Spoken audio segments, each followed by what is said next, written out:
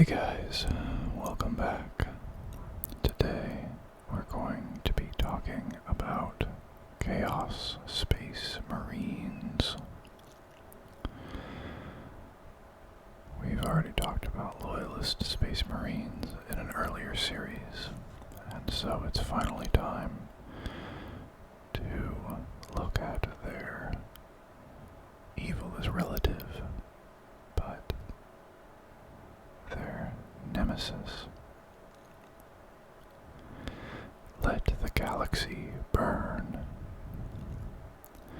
The menacing strongholds and hidden fleets of the Chaos Space Marines fester like a canker within the heart of the Imperium. In the roiling depths of the Eye of Terror, amidst the gas clouds of the Maelstrom, upon darkened moons and dead worlds, the bloodthirsty hordes of chaos plot the downfall of their loyalist brothers. Once proud and majestic warriors armored with faith and righteousness, the Chaos Space Marines are now bitter, selfish champions of dark and hungry gods. The Chaos Space Marines are a dire threat and rightfully feared. They possess not only the superhuman abilities, peerless training, and devastating weaponry of the Space Marines, but also power from their unholy pacts with the gods of chaos. If that were not enough, they march to war beside arcane, demonic machines that function through the application of forbidden knowledge, far beyond that held by the Adeptus Mechanicus. For 10,000 years, traitor legions and renegade chapters have ransacked and razed the worlds of the Emperor. The scale of their slaughter and conquest is a well-guarded secret of the Inquisition, lest awareness of the heretic's existence tempt others to the service of chaos. For 10 millennia, the Long War has raged unseen and unheard by the vast majority of the Imperium, fought on countless battlefields where loyalists and rebels wage war for the future of humanity itself.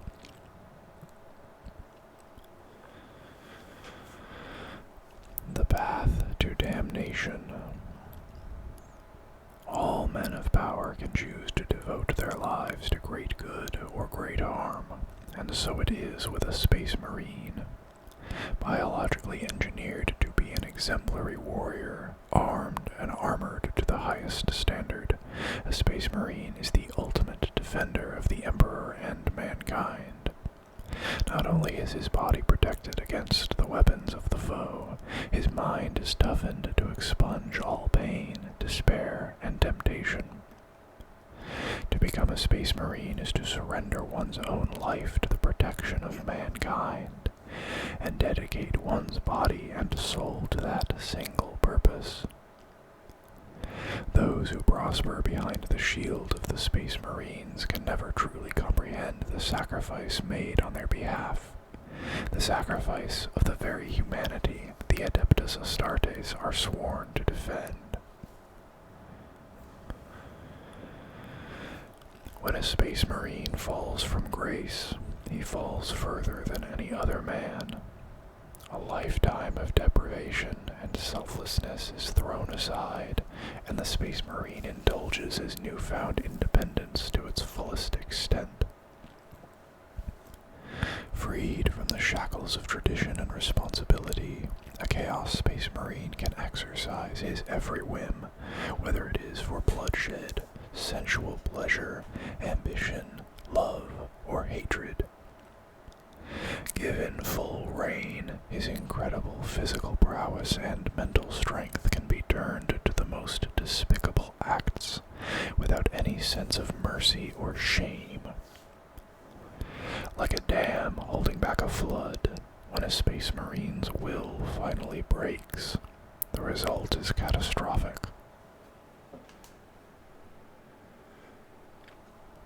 Having been created purely to fight, most Chaos Space Marines turn to the only thing they know: war.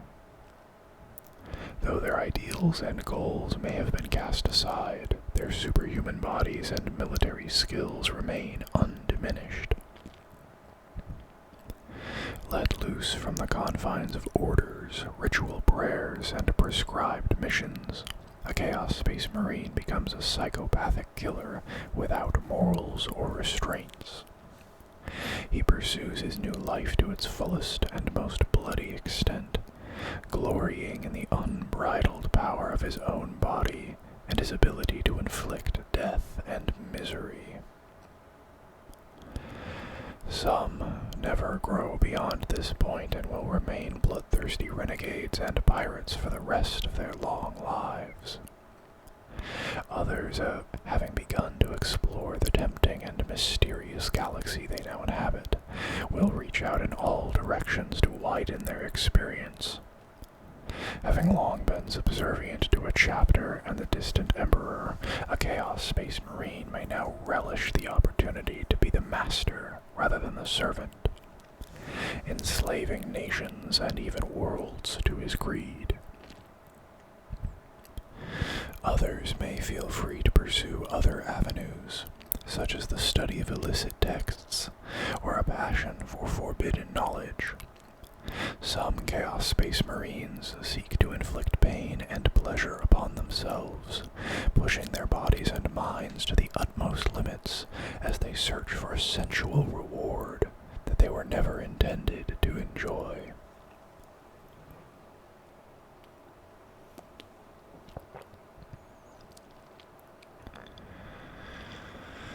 To be a Chaos Space Marine is to feel a godlike power over other creatures. Having long since been freed from physical fear and now released from liability, a Chaos Space Marine does not dread retribution or punishment. For most Chaos Space Marines, all memories of the past are swiftly washed away by blood and sensation, and any thoughts of the future are little more than half-imagined cravings and dreams. By dedicating himself to the gods of chaos, a Space Marine not only finds a patron who approves of his new life, but who will actively reward him for following it. For one whose sole existence was to live in denial and obedience. The euphoria of this realization can be more powerful than the pride he once felt at being accepted as a Space Marine. It is this temptation, this abyss of bloody gratification that constantly beckons to Space Marines.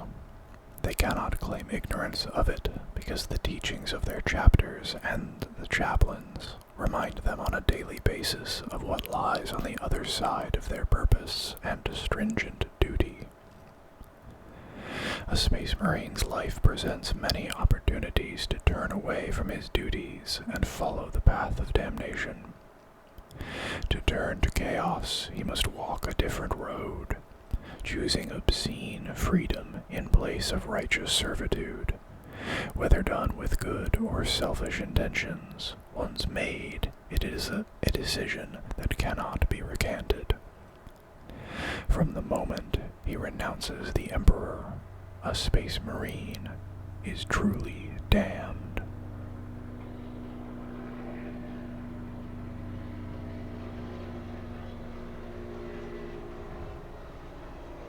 I think the Chaos Space Marines are coming for me. Sorry, that helicopter flew over very close.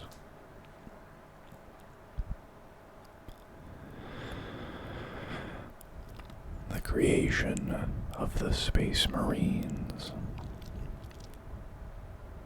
To understand the origins of the Chaos Space Marines, one must delve deep into the prehistory of the Imperium, even as far as the Emperor's first rise to power in the Unification Wars of Terra. During the Age of Strife, swirling warp storms, brutal alien invasions, and rampant civil war had torn the galaxy-spanning dominion of mankind apart. isolating many worlds from each other, leaving them vulnerable to attack, and leading to their drastic technological decline. When, at the end of this era, the Emperor revealed himself on Terra and began his quest to reunite the race of mankind, it was at the head of an army of altered super warriors, the predecessors to the Space Marines. Following his success conquering the techno-barbarian tribes of Terra, the savior of mankind turned his eyes to the stars. While his warriors proved more than capable of slaying the rebels and strange beasts that roamed Terra, the Emperor knew that the shadowy threats lurking in the darkness of the galaxy would require something more. He set about improving his genetic techniques, perfecting the warrior genes he would need to create an army of post-humans that could reconquer the galaxy. The pinnacle of his success was the Primark program, in which the Emperor used his own rich genetic code to create 20 super beings, each with the strength of 12 men and intelligence almost equal to that of the Emperor himself. These gods amongst men were masterpieces of arcane science, destined to reunite the scattered realms of man. At the Emperor's moment of triumph, disaster struck. A mysterious warp vortex swept up the infant Primarks and flung them through the immaterium far from Terra, eventually depositing them on distant human worlds. Perhaps it was during this cosmic voyage that chaos first touched the Primarks, whispering in their dreams and sowing the seeds of future tyrannies as they slept. Not all was lost for the Emperor's ambitions with the disappearance of the Primarks. He had gleaned much invaluable knowledge and data from the experiment. Using the genetic structure of the Primarks, or gene seed, as it would come to be known, the Master of Mankind created the first Space Marines. The Legions of Hope. The Emperor formed 20 legions, each using the gene seed of one of the Primarks, numbering hundreds of thousands, the genetically enhanced warriors, and boasting. Let me take that again. Numbering hundreds of thousands of genetically enhanced warriors, and boasting fearsome weapons and starships that could carry them to battle. Each Space Marine legion was powerful enough to conquer whole worlds. With these warriors under his command, the Emperor stepped out into the turbulent galaxy and set about claiming it once more. It was the beginning of the campaign that would be known as the Great Crusade. World after world was brought into the Imperial fold, some rejoicing at being found by the warriors of Terra, others not so willing to bow down before the might of the Emperor. It mattered not, for there was not a force capable of resisting the Space Marine legions for long. As the Great Crusade spread out from Terra, the Space Marines rediscovered the first of the lost Primarks, and as the legions reclaimed ever more worlds, eventually all of the Primarks were found. Reunited with the Emperor, the Primarks became mankind's paramount warriors and generals. Each Primarch was given a legion to command, a legion created from his own genetic material. With joyous vigor and unequaled martial prowess, the Primarchs and their legions pushed back the boundaries of the wild galaxy, claiming many thousands of worlds in the Emperor's name, and reconnecting the distant reaches of space in an ever-expanding empire. The deeds of each legion are uncountable, as are those of the primarks themselves. But suffice to say, this was a golden time for the armies and servants of the Emperor of Mankind. Yet, even at the pinnacle of the Emperor's might, there arose an enemy that would almost destroy his growing imperium. Although none of the many alien foes could match the power of the Space Marine legions, the insidious forces of chaos had set into motion the events of their near destruction many decades earlier. The most dire threat to the Imperium was not to come from the Xenos filth that infested the galaxy, but from amongst the ranks of the Space Marines themselves. The leader of this rebellion, after whom the first great heresy is named, was none other than the most praised and respected of all the primarks, Horus. The Horus heresy.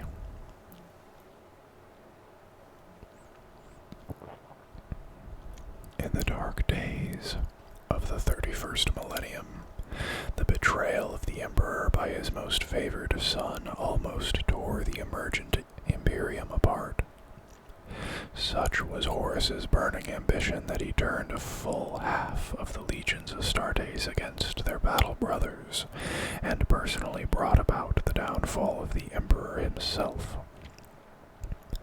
Since the cataclysmic act of treachery, the Imperium of Man has been consumed by war within and without.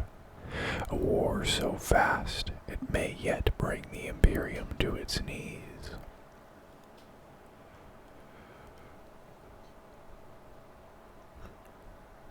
The birth of a new Terra. Completely misread that. The birth of a new era. The birth of the Imperium of Man began after the death of the Eldar race. The innate psychic abilities of that ancient people brought about their destruction by the creation of a new and terrible god, Slaanesh, the Dark Prince of Excess, whose apotheosis all but destroyed the proud Eldar. The psychic apocalypse of Slaanesh's ascendancy had two profound effects. Firstly, the catharsis blew away the warp storms created by the build-up to the Chaos God's birth, thus ending Terra's long isolation and allowing mankind to ply the stars once more. Secondly, wherever the populations of Eldar were the greatest, the warp literally spilled out through their minds and mixed with material space. This created the scattered zones of warp real space overlap dotted across the galaxy, the largest and most significant of which is known as the Eye of Terror. The Eldar had come face to face with their darkest desires, and had been found wanting. For mankind, the rise of their own empire and its inexorable slide into damnation was only the beginning. The Great Crusade. The Emperor of Mankind had long foreseen the birth of Slaanesh and had made preparations for that fateful day. Though his primarks had been scattered by the machinations of the Chaos Gods, he strived to track each of them down and enact his vision of a superhuman army. By the time the warp storms around Terra had ended, the Space Marines, bolstered by the Imperial Army and the Mechanicum of Mars, stood ready to begin the reconquest of the galaxy. Many worlds once claimed by mankind had been taken over by aliens or corrupted by chaos. The reclamation of the stars was a long, hard-fought struggle, but the legions of Astartes were ascendant. With every victory, the Imperium grew as new worlds joined the Great Crusade. Led by the Emperor and the primarks he had gathered to his side, the conquering armies of mankind swept through the galaxy like a firestorm. Thousands of worlds and untold billions of souls were liberated by the triumphant Space Marine legions. The dark and sinister holds of the Chaos Gods were shattered. Alien domination was overthrown, and the Imperium of Man was forged in a heroic age of conquest and rediscovery.